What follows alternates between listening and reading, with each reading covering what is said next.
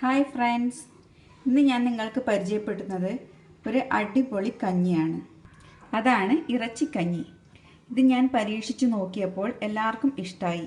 അത് ഞാൻ നിങ്ങൾക്കും പങ്കുവെക്കാമെന്ന് കരുതി. അപ്പോൾ ഇതെങ്ങനെയാണ് ഉണ്ടാക്കുന്നതെന്ന് നമുക്ക് നോക്കാം. ഇതിനാവശ്യമായ സാധനങ്ങൾ: കുറച്ച് ചെറിയ ഉള്ളി, ഒരു വെളുത്തുള്ളി, ഒരു ഇഞ്ചി, ചെറിയ കഷ്ണം ഇഞ്ചി, ഒരു പച്ചമുളക്, 1/2 ടീസ്പൂൺ ചെറിയ ജീരകം, ഒരു പകുതി തക്കാളി, ഒരു 1/4 ടീസ്പൂൺ മഞ്ഞൾപ്പൊടി, 1/4 ടീസ്പൂൺ മുളക്, ഒരു നുള്ള് പെരിഞ്ജീരകം, ഒരു 1/2 ടീസ്പൂൺ ഇറച്ചി മസാല, ഒരു 1/4 കപ്പ് ബ്രോക്കൺ റൈസാണ് ഞാൻ എടുത്തിരിക്കുന്നത്. നിങ്ങളെ അളവിനനുസരിച്ച് കൂട്ടിയും കുറച്ചൊക്കെ എല്ലാ ഇൻഗ്രീഡിയൻസും എടുക്കണം. ഒരു 5 പീസ് ബീഫ്. ഇനി ഇതെങ്ങനെ നമുക്ക് ഉണ്ടാക്കാമെന്ന് നോക്കാം. അപ്പോൾ എല്ലാവരും റെഡിയല്ലേ? കുറച്ച് കോക്കനട്ട് മിൽക്ക് പൗഡർ.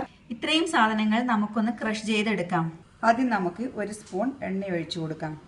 നമ്മൾ ക്രഷ് ചെയ്ത ഇഞ്ചി, വെളുത്തുള്ളി, ചെറിയുള്ളി, പച്ചമുളക് ഇത് വഴറ്റാം. ഇതിൻ്റെ പച്ചമണം മാറുന്നത് വരെ വഴറ്റാം. ഇതിലേക്ക് ചെറിയ ജീരകം ചേർത്ത് കൊടുക്കാം. അരിഞ്ഞു വെച്ച തക്കാളിയും ചേർത്ത് കൊടുത്ത് നന്നായി വഴറ്റാം. നന്നായി വഴന്നിട്ടുണ്ട്. ഇനി നമുക്കിതിലേക്ക് പൊടികൾ ചേർത്ത് കൊടുക്കാം. പൊടികൾ ജസ്റ്റ് ഒന്ന് വഴറ്റി ഇതിലേക്ക് ഇറച്ചി ചേർത്ത് കൊടുക്കാം. ആവശ്യത്തിന് ഉപ്പ്, ഒരു 1/2 കപ്പ് വെള്ളവും ചേർത്ത് നമുക്കിത് വേവിക്കാം.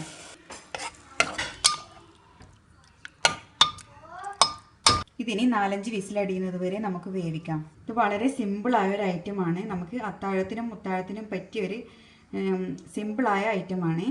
ഇറച്ചി വെന്തിട്ടുണ്ട്. നമുക്കിതിലേക്ക് റൈസ് ചേർത്ത് കൊടുക്കാം. ഇനി ഇതിലേക്ക് ആവശ്യത്തിന് വെള്ളം ഒഴിച്ചു കൊടുക്കാം. വേവാൻ ആവശ്യമായ വെള്ളം. ഞാൻ 1/2 കപ്പ് വെള്ളമാണ് ഒഴിച്ചിരിക്കുന്നത്. ഇനി ഇതൊന്നുകൂടി വേവിക്കാം. ഇത് പൊടി അരി ആയതുകൊണ്ട് 1 വിസിൽ അല്ലെങ്കിൽ 2 വിസിൽ അടിഞ്ഞാൽ മതി. നന്നായി വേവും.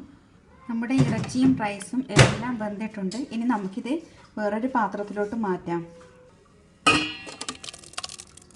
ഇതിൽ നിന്നും ഇറച്ചി നമുക്ക് ചെറുതായി ഉടച്ചെടുക്കാം.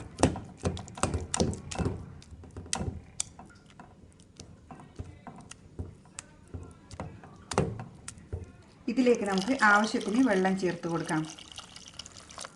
ഞാനിതിലേക്ക് ഒരു 2 കപ്പ് വെള്ളം ചേർത്തിട്ടുണ്ട്. ഇതിന് നന്നായി തിളച്ചിട്ട് നമുക്ക് തേങ്ങാപ്പാൽ ചേർത്ത് കൊടുക്കാം. നല്ല തിളച്ചിട്ടുണ്ട്. നമുക്കിതിലേക്ക് ഉപ്പിട്ട് കൊടുക്കാം. ഇനി നമുക്ക് ഒരു 1/4 കപ്പോളം തേങ്ങാപ്പാൽ ഒഴിച്ചു കൊടുക്കാം.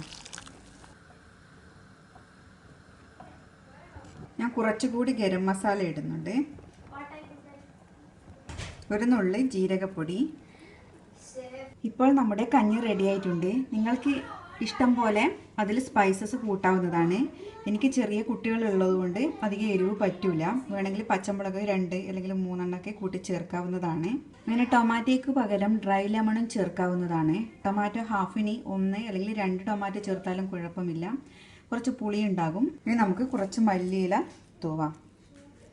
ഓക്കെ, അപ്പോൾ എല്ലാവരും എൻ്റെ ചാനൽ സബ്സ്ക്രൈബ് ചെയ്യണേ. അപ്പോൾ വീണ്ടും പുതിയ റെസിപ്പിയുമായി വരുന്നത് വരേക്കും ബൈ.